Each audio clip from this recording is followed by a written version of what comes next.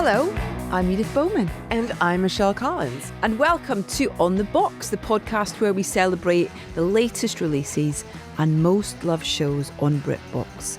We get to dive into the very best of pop culture from the UK and beyond, which is basically kind of code for us just having a chat. Just having a chat, as they say overseas. You know, I've learned it's not talk show, it's chat show. Chat show. And I think it has a better appeal. Maybe we would have more talk shows left if they were called chat shows. Chat shows, yeah. And more females doing them. Imagine that. Couldn't be us. Couldn't be us. Could there ever be? That's a good question. Has there ever been a late night female chat show host in the States? There has, and she is my idol, Joan Rivers. Of course. Who was a sub for Johnny Carson and then was given, I mean, this is its own documentary and its own podcast. Yeah. But they eventually did give her a show, I think on Fox, when Fox first launched. Okay. And it created a real rift between her and Johnny Carson. But Ooh. Joan, if I may speak on it, because she's the reason why I'm a comedian. I mean, Joan is wow, one of the great minds. And also, let me say, and this is where I get to brag, I have met Joan a couple of times, obviously when she was alive. Leave that in. Not I in was the last pallbearer. Yeah. And she was the most generous, lovely, wonderfully warm woman, which is not what her persona would tell you.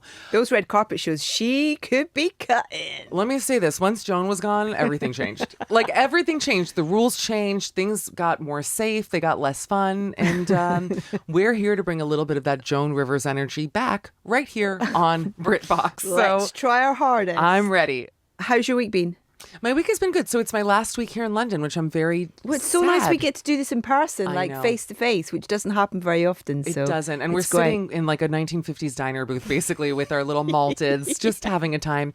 But, you know, I love England. And it's funny because I know when we launched the show that I talk a lot about my love of it. It is authentic. This is not for a check. I genuinely would move here. If anyone has any single friends who want to check. Spare rooms. Yeah, $10K. I mean, how much do you pay for a visa these days? I don't even know, but I'm down for it. But yeah, so I've had a lovely time. I did a little shopping. I had a friend visiting. It was really nice. Do you get sad when you leave then? Every single time. Genuinely. And I want to say, I love America, obviously. I am going back to New York where I lived for 20 years. But there is a difference for those who haven't been to England. When the plane is landing in Elizabeth, New Jersey at Newark International Airport, you're like, wow, look at all these chemical stacks. You know, it's like nuclear power plants. You're like, oh, okay, I guess this is, I mean, you see the New York skyline, which is amazing. Then you land here and you're like, oh, Henry VIII lived there. Oh, look at these green fields and the Thames. It's another golf course. It's the greenest, most verdant, lush, beautiful land here. And maybe I see it as an outsider, but I love England.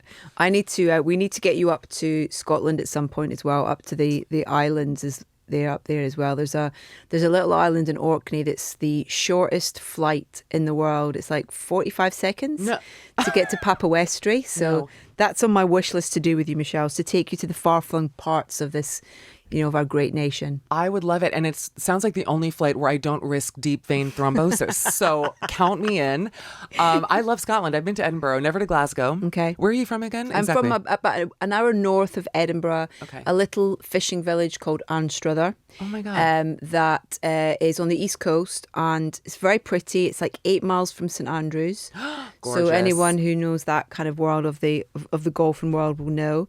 And in fact, in future weeks on this podcast, we are going to be talking about a show called Karen Piri, which stars a great actress called Lauren Lyle, who was in Outlander and many other things. And Karen Piri, some of it was filmed in my hometown. No kidding. I still get a kick out of that, of kind of when I know where things are filmed. Does that excite you?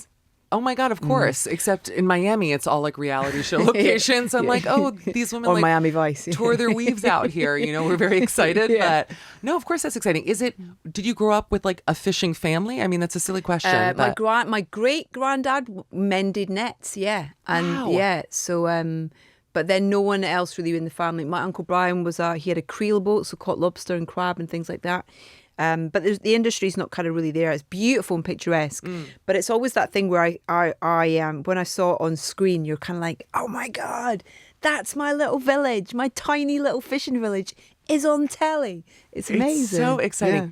Have you had much time to watch stuff this week? Have you watched anything? I've watched a lot this week. Yeah. Well, I mean, I don't want to age the show, but Survivor 50 in the U.S. is back. Survivor 50? It's the 50th season of Survivor, Edith Bowman. What, they put like 5 seasons a year or something? They crank those, Jeff Probst is cranking those seasons out. Wow. And surely there can't be anybody else left to survive. No, they're all goners. And it's the best of. It's like they brought back all the survivors, the people who have survived. And so that, but the problem is that they keep pushing it. So every week it gets longer and longer. And it was 3 hours long this week. I'm like, was this the only thing that should be 3 hours long? Malcolm X and Schindler's List. Past that, anything to do with those periods of history, make them as long as you want.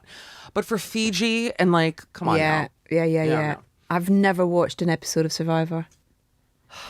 I'm not sure I don't have the time to catch up on 50. On 50 seasons? Maybe not. It's a great show. Okay. It is. And you know what? You'll watch it and you'll see parallels to your life. And if you've ever worked in an office or I believe that it is like the great reflection of society. Okay. And the way people backstab, treat each other, befriend each other, find things. Yeah. It's really interesting. Would you ever go on it? Not a chance in hell. I mean, do you know me at all? I won't even stay in a youth hostel. I'm like, no. I need. Okay, your home comforts. I've been diving into, I've got some work coming up for Peaky Blinders film that's coming out, The Immortal Man. So I've been kind of going back to revisit kind of those early Peaky Blinders seasons, which has been really fun. And reminding, I mean, it's been amazing to watch Helen McCrory, to be honest, and just remember about how amazing she was.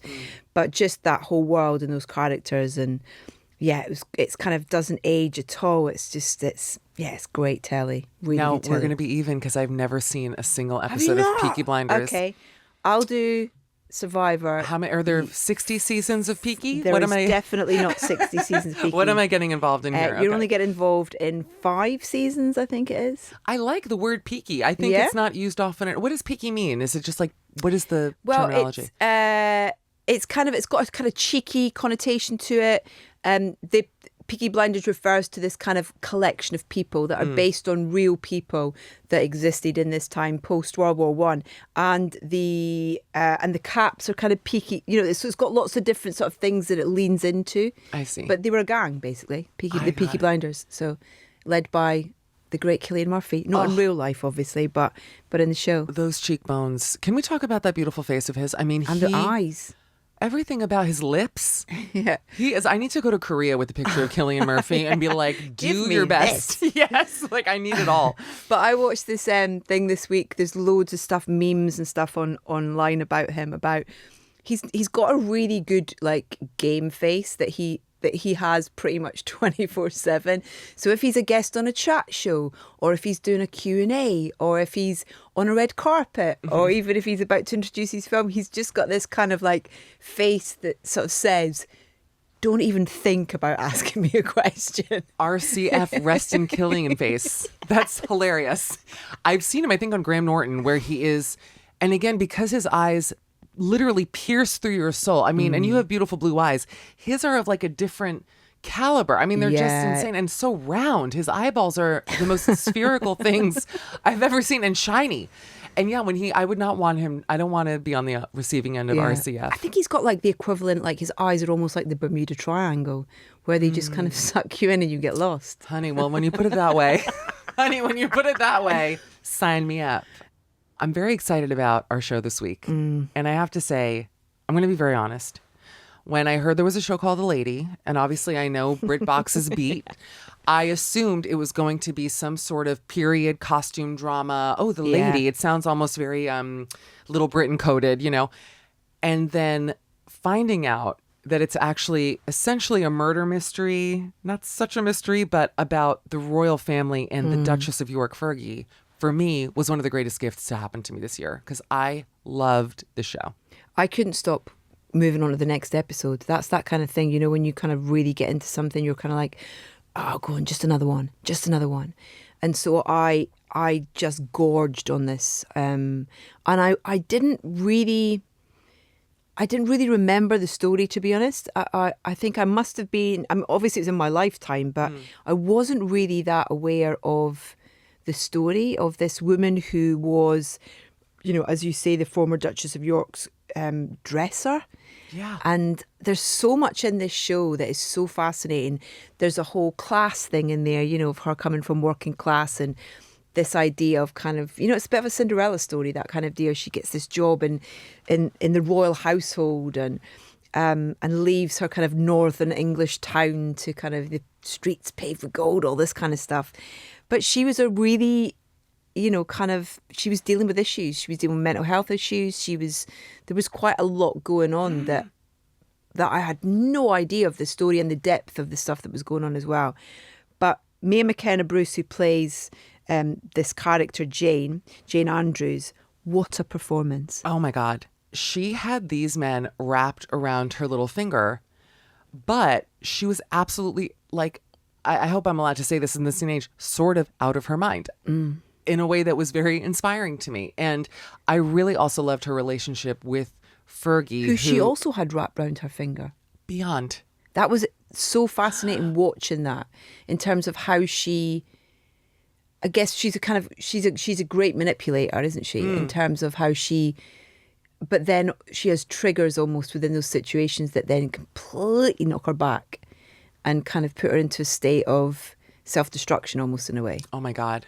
Well, the scene where she really ingratiates with Fergie, which I loved, was basically she finds out, oh, Fergie loves hearing about relationship drama because it's Natalie Dormer playing. Oh, she's great, isn't she? Let me say what she's, speaking of eyeballs, her eyeballs in this, her eyeball work, sorry to Killian, but it is unbelievable, constantly twitching and yeah. Did you notice the walk?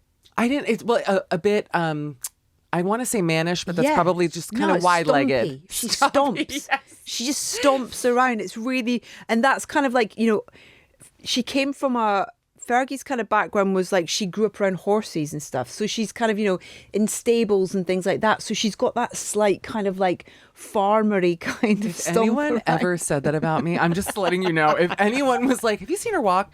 You know, she grew up in the stable community. I would never speak to that person again. That's one of the most underhanded insults, but I see where you're coming from with that. I'm trying to take on the Joan when this kind of Yeah, we never work again. It's our last episode.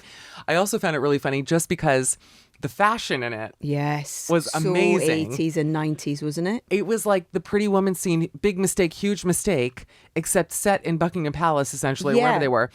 And polka dots and big hats and just... Chiffon. Oh, chiffon. I miss those days of like maximalism, you know, instead of looking like Mary-Kate and Ashley Olsen, just like shrinking. And I'm wearing a turtleneck as we speak, obviously. Let's put green and pink and orange and let's just have more of it. Yes. But it was exciting to watch this stuff kind of happen. And I'll say that you could see the performance was incredible by Natalie because you could see the pain even then in Fergie. She drank a little too much. She was always a little bit tipsy, I feel, on the show. Oh, I just felt like she was really lonely as well. She was kind of like, you know, she was always kind of like on her own. Yeah. And that's why I think when Jane came along, she was like a friend really. And also because the dressers that she had previously were like quite fuddy-duddy. Oh, yeah. You know, they were kind of all the tweed and all that kind of stuff and the court shoes, whereas Jane came along and it's like, oh no, let's try this and let's try that. And it was fun for her in a way. And I loved watching as well how almost they morphed into one person, like visually in a way. Like they'd be wearing the same colours and they'd be wearing the same kind of two-piece type things. And yeah, it's like a slight obsession it became in a way you could definitely see. And I think that was a really interesting insight into her as a character and how she became obsessive with whoever it was that was giving her attention. But I mean, Mia's going to come and chat to us. So that's one of the things that I'm really looking forward to chatting to her about as well. Also you might have seen her recently in Agatha Christie's Seven Dials, How to Have Sex, which was an extraordinary film that she was in a couple of years ago. And then I saw her in, was it Persuasion, which is an adaptation that she was in a couple of years ago. First thing I saw her in, I was like, wow, who's this? Because she kind of stole every scene she was in, like Dakota Who. And it was kind of like, wow, she's a real little kind of pocket rocket, this actress, because she's tiny. I'm afraid, as a tall woman, I'd stay seated. I'm not getting up. And I'll say that while she is small, her presence in this show is terrifying. Yeah. Excited to meet her, a little intimidated, and I never say that. And she probably is the height of my niece, you know, but I'm excited. Well, now it is time to welcome our very special guest. And I know the two of us are so excited to have her. Please, guys, welcome the brilliant, BAFTA-winning Mia McKenna-Bruce. Mia. That feels really silly. Why? You should be, you're like beaming. Can I just say, the glow Yeah. Really? Yeah, shocking. totally. Yes. Really? I had electrolytes the past couple of days. Oh, Keep wow. talking. Rehydration. Yeah, because it's been BAFTA weekend, Yeah. isn't it? Oh, and good. I was back to shooting on Monday, and I had no voice or anything because I just got so overexcited, obviously, at people winning. So they were like electrolytes. So that's probably the glow. Listen, we were just talking about The Lady, and we absolutely just devoured the entire season. It's so Thank good, you. Mia. Yeah, I'm really proud of it. It was, do you know what? Just such a brilliant experience as well. If I could up and move that crew onto every job that I do, like genuinely, because obviously, you know, the emotions in that were a lot, and it was just like I don't think I could have done it without all of them. They made me feel like 100% safe, and I could be vulnerable. And Lee, our incredible director, let me just kind of, because we were both like, okay, we don't really know what the kind of real emotions in this would be in that moment, because neither of us have experienced what Jane experienced. So it was kind of like, let's just play with it and see what kind of comes out. And he really gave me the opportunity to do that. So We did a thing. I mean, we were talking again before you came in here. I was afraid to meet you. You were so good in this. And I am scary. You are. Wait, you are. I don't mean to start up, but there's something about Subtly your scary. eyes in this mini-series, because I also watched all 4 episodes like in one sitting. That I'm like, no, I'm afraid. Like something. Yeah. How do you even pull? Because you seem, for those listening, the most beautiful, normal person in the world right now. And I'm like, how do you pull that level of like insanity under the surface? Because at first you don't really know that she's Unspoken, like yeah. that. Yeah. Yeah. I don't really know. A lot of it is, so I've discovered this recently, right? I kind of, when going to those emotional places, this sounds nuts and it's going to make me sound even more scary, but hear me out. When going to those emotional places, I kind of black out. Like I don't really have a full concept of what I'm doing or have done. I don't kind of plan that like, oh, I feel angry in this moment, blah, blah, blah. It's just like kind of just trying to exist as that person does in that moment. And therefore I black out, which I didn't think was that strange. And then I was doing an interview the other week and Greg Williams was interviewing me and he was like, that's kind of weird. And I was like, No, it's not. It's beautiful. thank you. But then I was like, okay, maybe unpack it. So I spoke to my therapist about it. And then I've started hypnotherapy now. And out. basically, yeah, seriously, it's unreal. Hold on. Yeah. I'm sorry, enough about the show. Tell me Tell me everything. about I have so Well, many no, questions. This all ties in. This all ties in. Okay, go. Because then basically my hypnotherapist was like, so what you're doing when you do that is entering the hypnotic state. And that's why I love working so much, because I'm basically doing therapy every time I work.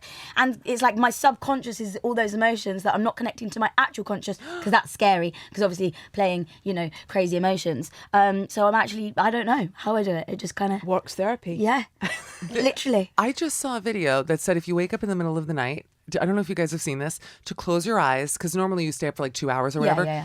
and roll your eyes back in your head and like all around. And that's how you hypnotize yourself. Like all these hypnotherapists are like, that is how hypnotizing starts, with rolling your eyes back in your rolling. head for your next project. Wow. Yeah. Perfect. Yeah, you're welcome in advance. But yeah, I'll be standing there like, Let's all do it now. yeah. it's Hellraiser 7. I'm like, is she okay? Oh no, that's not what we wanted her to do for this. But to get to that point with this character, you obviously got scripts. Yes, yeah. And so you've got to kind of like fuel the tank with as much about this woman and this person as you possibly can, so that when you are getting to that kind of almost like unconscious place to play her, you're fueled with all that kind of that. Yeah. It's about kind of, or for me anyway, it's about kind of filling my brain with as much knowledge as I can beforehand on her, on our brilliant scripts that Debbie wrote, and just kind of filling that so that that's almost my brain going into that project, you know.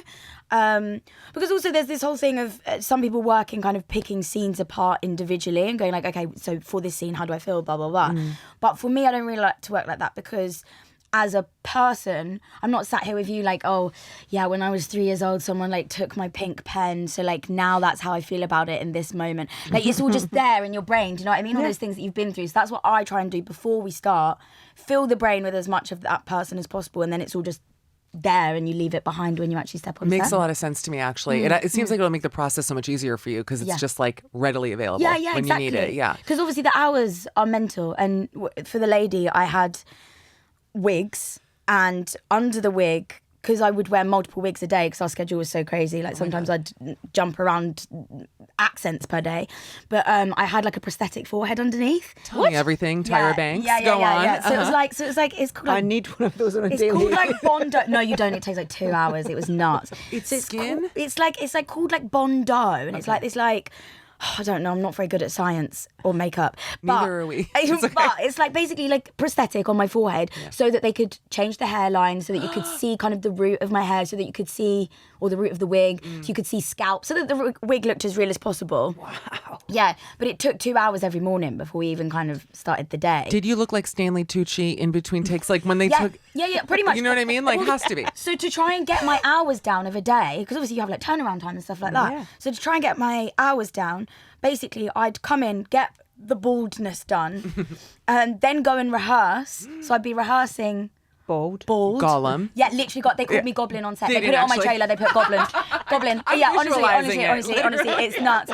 And I'd be rehearsing all these serious scenes, like bless him, like Ed Spilliers, who plays Tommy. Yeah. We haven't practiced all these kind of like sexy scenes and stuff, and I'm bald.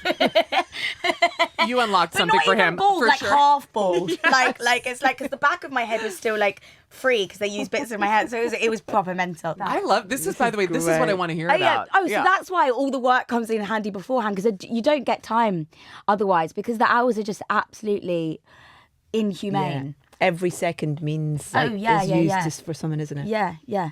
Did you meet her? No.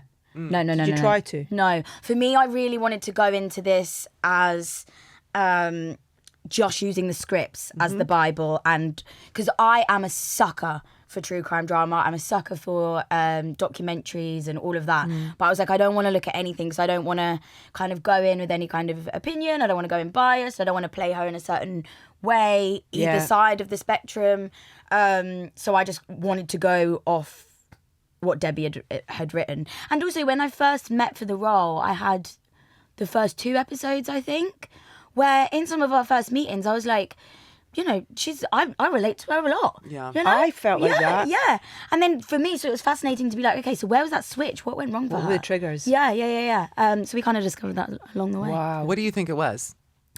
I threw her think over there the was edge? for me, I think there was a lot of missed opportunity with her mental health to actually unpack what was going on. And you know, we'll never fully know, but she got diagnosed at the end with borderline personality disorder, and I think now there's a lot more awareness around that, and I think at the time there wasn't, to be honest. I think you can tell it's been written by a woman as well, in terms of just how it's not judging her, it's not kind of, it's quite ambiguous in terms of, you know, what happened, you know, where she is, what makes her feel like this, what happened in her childhood, you know, it's not all kind of like previously kind of, you know, and I love that about it in terms of, as an audience, it kind of just that pulls you through it as well, in terms of you can't stop watching it. Ultimately, and this is what Debbie said about it as well in writing it, like, you never truly know what goes on behind closed doors in a conversation between two people. We'll never know that. So,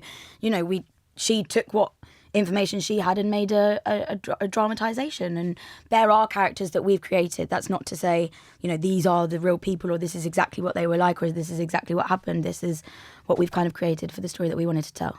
Well, I mean, I hate to say it, but in the first 2 episodes, I was like, yes, girl, Yeah. yes, queen. When you like left that town, I'm like, screw those people. Yeah. It had a Muriel's Wedding Yeah. energy to Yeah. it I of I feel like like, that from my little fishing village in Scotland, you know, kind of like, and it's don't kind make of me like, sing, I'll start. That's the relatability of it, of kind of like, you know, kind of working class girl, kind of With getting big this dreams. up. Yeah. That's it. That's like, for me, that's really what drew me in at the beginning. And obviously it takes a turn for her, but But these men are falling over backwards. I mean, the other thing I said is the notes I was taking to learn how to be a manipulator, because I'm like so stupid that I was like, this woman is a genius. I know she's a killer. Yeah, but maybe. also, Well, no, I think we know she's a killer. yeah. Well, maybe we'll leave it there. Premeditated. Yeah, though, I yes, think. yes, Yeah, exactly. We all defend her. She's like a horrible. We're Yeah, all we're like, women. innocent. Free her. She's Yeah, freed yeah. anyway. But no, I was like, God, she's so good at like wrapping these men around Yeah. her little finger. How does she do it? Did you borrow from real life, girl? Spill. I want to know your life. I want to know your life. Listen, I wish I had tips. Like, by the way, can I also add that before you came in, Edith was saying that you have a kid, and I was like, how? Because you look so young and youthful, and then your kid is 2.5 years old. Yeah, it's mental. I can't even wrap my mind around that. Me either. As a Slightly non-mother. like being bullied every day. He's That I do know. yeah, like he's magic. Like he's brilliant, but the roller coasters of it, and he's just shouting at me, and I'm like, this is really like, I want to turn around and be like, this is toxic behavior. Don't just shout at me. But you can't really do that with a child because they don't understand. He's also way smarter than I am already. So I was like, the other day I was going to work and he's like, Mummy, no, Leo come to work with you. And I was like, no, baby, like work is for adults. Mummy doesn't come to nursery. That's for children, like Leo. He's like, Miss Zainab is an adult. I'm like, yeah. You got me, sweetie. He's like a little Johnny. Literally, I was just like, oh, I'm stumped. Yeah, but she's a really good adult.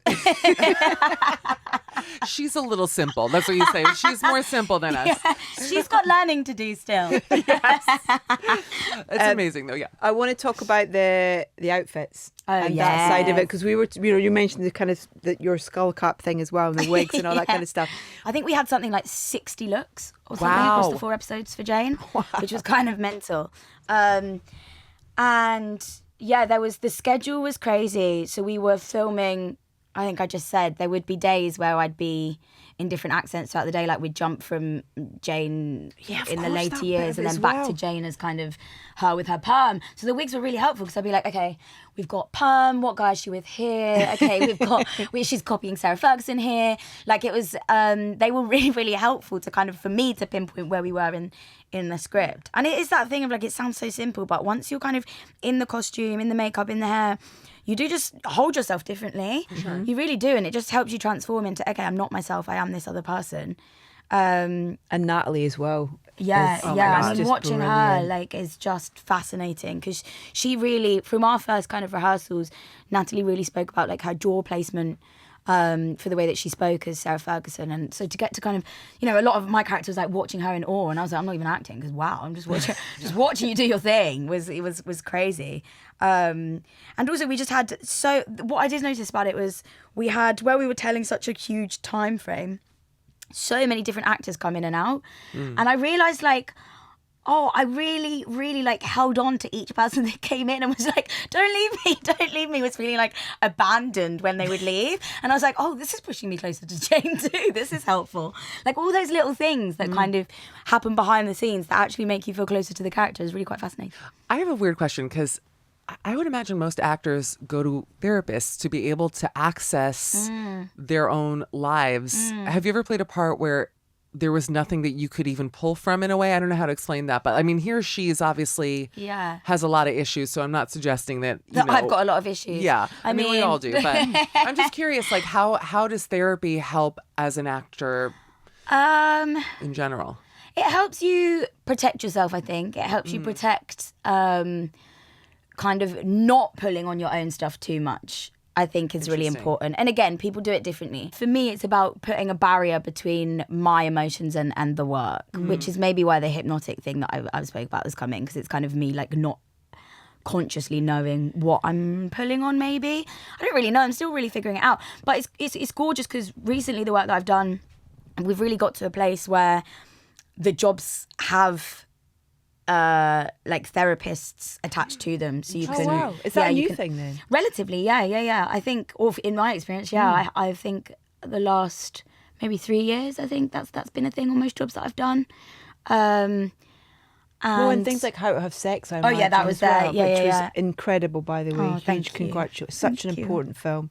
Hugely important film, and a brilliant film as well. Yeah, thank you. And that's really interesting to know that you kind of get that support. Oh yeah, and I think it's like for like a year after you're allowed to access that. Because also I think sometimes it's really nice to work with organisations or therapists in particular that work in the industry, because sometimes trying to explain to a therapist that like, okay, this is what I feel, but this week I have to go and do this, and they're like, oh. Okay, how do we navigate that one? So it's quite nice to also have people there that do kind of understand what you do for work as Very well. interesting. Because it's kind of crazy. Yeah. Even being sat in a makeup chair for hours on end in terms of like kind of what that can do to you as well. Yeah, you know, you're staring at your reflection like, oh, As Getting bald. this is what I look like. The bald cap really threw me out. And I'm not going to lie, I keep picturing you that way. Like while we're sitting I'll here. show you photos. 'Cause it's hilarious. I think you'd make a very beautiful bald woman. You know, Oh, it's thank you. No, but it genuinely. wasn't. But this is it wasn't even just bald because it was half bald. I know him. Wait, hold on. I know we just met. Girl. Yeah. When Okay, the you got mics it. are off, I have Yeah, a story. Yeah, fair I enough. know him well. Yeah. Do you have a favourite Jane look, by the way? Oh, definitely the early Jane stuff with the perm. I really wanted a perm afterwards. Did you? Oh my god! But everyone in they're makeup were coming like, back. it will wreck your hair. Yeah. I was Go like, to I think Korea. I'll find a way. Yeah. No, but seriously, Seriously. if you go to like the in Korea, they really do like healthy perms. Perfect. I See you think I later. read that somewhere. I hope. I read it. I read it. It's gospel. Yeah. Yes. Also want to mention the Seven Dials as well. Oh, I mean, yeah. what a fun show. That was so much fun. It was the first job that I did after having the little baby boy. as well. Yeah, my little boy Leo. So it's kind of funny watching it back. Because also we filmed it ages ago. We filmed it like 18 months ago. Wow. And it's taken a while to come out. Partly my fault. I broke my foot halfway through the job. Oh no. Yeah. How? So, just tripping in a Girl. scene. Just tripped. Relatable. Broke my I like it. metatarsal halfway through the shoot, and obviously bundle the character I play is in every scene, on her feet in every scene. So it was a bit like Dancing and all that all of stuff. it, and energetic, and you know. So it was a bit like, right, what do we do here? And we were sat at the hospital, and our line producer was like, "Do you have a secret twin by any chance?" And I was like, "No," but my sister. Everyone asks if we're twins. Wait. Yeah, so she Is came she in like SAG-AFTRA now? Like how did that work? So now, she came now in. she's more of a successful actress than I am. No, her name is did Julia get to that Roberts. Point. I was like, oh. She's my foot double. Yeah. No, but she came in to be my body double. Wow. And I was like, I promise you won't have to act. It's literally just your legs.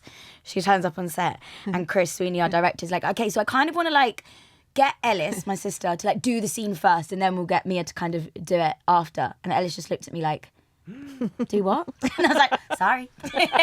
You're here now, you're being paid, bye. That is like the best I'll story. be in my trailer. Yeah. Foot up. Yeah. Go for a nap. What does she do for work? What's like her day to day? She's a makeup artist. Oh, Normally. okay, so it's she nice. understood set, and I love it because it was always like, oh yeah, like oh your job's so hard as an actor, blah blah blah. And then as soon as after day one, she was like, oh my god, she was like, I get it now. She was like, that is petrifying. I was like, man. yeah. And she was like, and it's exhausting. I was like, yeah. And then in doing all like kind of the screenings and press stuff after, like she came with me a lot because she obviously knew a lot of the crew. She was like, oh my God, even that's exhausting. You have to talk to everyone and say the same thing over and over again. I was like, yeah, babe. That is the hell. Job swap. That's what we need to encourage. yeah. Job swap. Yeah, that's it. Then you'll understand. Got to mention the cast from Seven Dials as well. Yeah, I mean, absolutely dreamy. What a fun bunch of people. Unbelievable, to be honest. Unbelievable. Helena Bonham Carter. Yeah, do you Tell know me what I everything. mean? Like, she is a masterclass of a human in every way. Well, there's a link, isn't there, obviously, with the lady, because it was the same company that made The Crown, and Yeah. obviously she played Yeah. Margaret. Yeah. So So brilliant. the people on the lady, the people at the top of the big wigs, rang the kind of big wigs at the Seven Dials and were like, is she nice? And they were like, Did they? Yeah. Did they check on me? And I somehow passed. They were like, as long as she doesn't trip, she's fine. Like, oh, one leg? Yeah, she's okay. We like her. Yeah. If you can have a body double ready to go, like she'll be all right. Oh my God. So yeah, they do cross paths, and that was lovely because it also meant great team across the board. Yeah, it was really lovely. Can I ask about the Beatles movie? I'm sure you can't say a lot. You can. I'll try and not spill anything. Dim the lights and get the spot on now. Yeah. We honestly, I don't even know. I just want to even just bring the energy into the room. You don't even have to say anything. Yeah, fair enough. I just want to is say, It's unbelievable. tell us everything. I just want to say, give us the scripts. I would. I don't have them. It's so good. Like, it's so much fun. Again, I don't know what it is. I just keep getting to jump around from one amazing team to the next. Like, everyone is so lovely. And like in the read-throughs, it was pure magic. Well, I think it's safe to say that we could have talked to Mia for like another 5 days. Isn't she the best? I'm like obsessed with her, how she in The Lady was obsessed with Fergie. I'm like, wait, how do I actually become this girl's best friend? I hate when I have interviews like that because they leave and I'm like, wait, I'm sad. Oh, please, picture, please. It was all work, Edith. She's wonderful. Yeah, absolutely beautiful energy, beautiful person. So excited for what's to come from her as well. And yeah, dive into everything she's been in. If you haven't seen Mia and things, Seven Dials, obviously The Lady as well. There's so much you can enjoy whilst we wait for those Beatles films. But yeah, what a treat. She's wonderful and just a pure soul. You can feel it. And I love people like that. The Lady's available to stream now on BritBox, so you should definitely go and check that out if you haven't already. And guys, we will be back next week with more insider info from more of your favorite British shows. Don't miss it. Until then, I'm Michelle Collins. I'm Edith Bowman. See you soon. Bye. You've been listening to On The Box, hosted by Edith Bowman and Michelle Collins. Theme music was by Dario Forzato and Canio Claudio Tristano, courtesy of 411 Music. The mix engineer was Orly Adlington. The production coordinator was Caroline Barlow. The production manager was Mabel Finnegan-Wright. The production executive was Ian Hayden. The executive producers for BritBox are Alana Magahi and Diane Robina.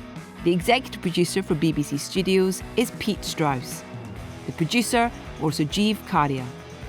On The Box is a BBC Studios production for BritBox.